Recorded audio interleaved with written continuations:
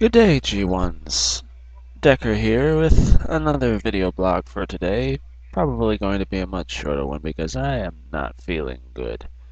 I got a big ass spider bite that's been bothering me for a couple of days. And I also have, I believe it's the flu. Uh, so, yeah, expect more awkward pauses like that. But there's one thing that has been bothering me a little bit, and that is how games have evolved over time. Specifically, the one kind of game that I mentioned I was designing in the last video. Now, all I said was I was designing a game. I didn't tell you exactly what kind of game. I try not to speak too much about it before it's actually, getting worked on in uh, at least a good percentage done per day. As I said, by now it was supposed to be half done, but it's not. Not even started because of monetary situations being what they are. Anyway, game type is RPG. I was making it 16-bit style, and I don't mean that as much for the graphics as I do for the gameplay. Now, a lot of people really look down on 16-bit style RPGs. They'll say, Final Fantasy 3, Final Fantasy 6, if you will, was the greatest RPG of all time, but then in the next breath say that random battles suck balls. Now, uh, I played the Tales of Vesperia demo, and my impressions from its battle system, where you're walking along in the forest, and then you have the monster creature just kind of hop up to you and touch you, and so that's not really random, and it's not set because you can avoid them if you're God. Uh, and then it switches to a battle system, and the battle system is real time. Uh, is it fun, battle system? Sure. But with the way it's set up, I think they could just cut that transition out and just let you walk along and have the monsters there in the world and let you run up and fight them, kind of like Final Fantasy 12. Yeah, that might be a little easier, in my opinion, but apparently that transition from walking mode to battle mode was too important to cut out, even when the creatures are there preset and the battles are real-time action-based. I don't understand that personally, but in any case, I was reading a blog a few days or a few weeks ago, or at most 1 week ago, let's say, and someone was talking about random battles in RPGs and how they're terrible. And one of the things he said was, oh, you see a treasure chest a few blocks away, but then while you're trying to go to it, you're interrupted like 3 times to play some totally unrelated minigame. I didn't know a dangerous battle with mythical creatures is a completely unrelated minigame when it comes to a role-playing game on the console. Last time I checked, that was the game. How can random battle like that be considered a totally unrelated minigame in an RPG with such harshness? I can't understand. It's kind of like saying treasure chest is over there and I have to hold up to walk to it. Why can't I just hit a button and the treasure chest opens and the money and the items fly out at me? I just go.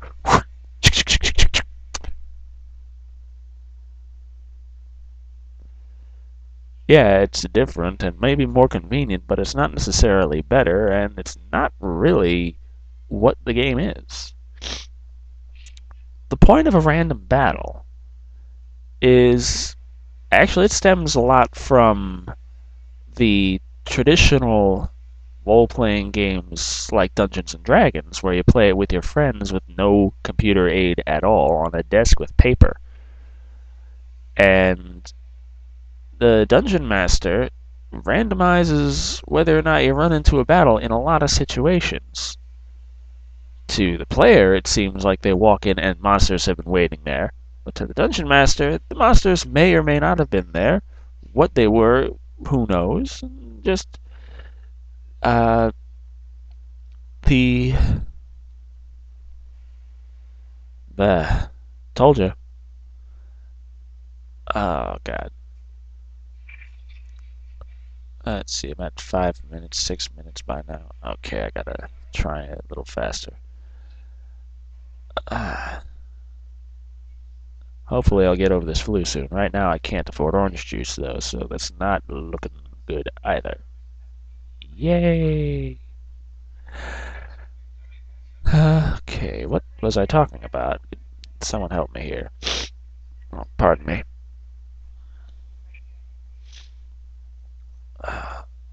Right, random battles. Well, the idea of random battles in a console RPG is that traveling is dangerous. You might run into monsters, you might not. You know this from moving. And having every area preset with monsters kind of, you know, defeats it. It's very difficult to do in an actual logical way. I mean, we can see preset monsters randomized in a very good way in Diablo and Diablo 2. You don't know what you're going to run into. It's not preset, and it'll surprise the hell out of you. But once you kill it, you kill it, and then you can go around all the old areas, unscathed. Nothing left to kill you. But not every RPG is Diablo 2, and a lot of people who really like JRPGs don't really like games like Diablo 2 because they're very dissimilar. And then there's the battle system itself. Everything's moving now. Everything's really gravitating towards a real-time battle system, which is fine. That can be fun, but why does everything have to have a real-time battle system? I happen to like turn-based battles that are, they're strategic. You have to think about what you're doing. Now, a lot of problems with turn-based battles is you're thinking about games like Final Fantasy VII, where 90% of the battle you're just watching the pixels fly and watching the polygons. And it's like, hey, look at this texture mapping. We look so great. Look at that. Look at that. Boom, that's your move. Now, 16-bit style, the turn-based battles, they were as fast as you wanted them to be. If you just jammed on that A button and you just keep selecting attack that, attack that, attack that, and just slash, slash, slash, move on.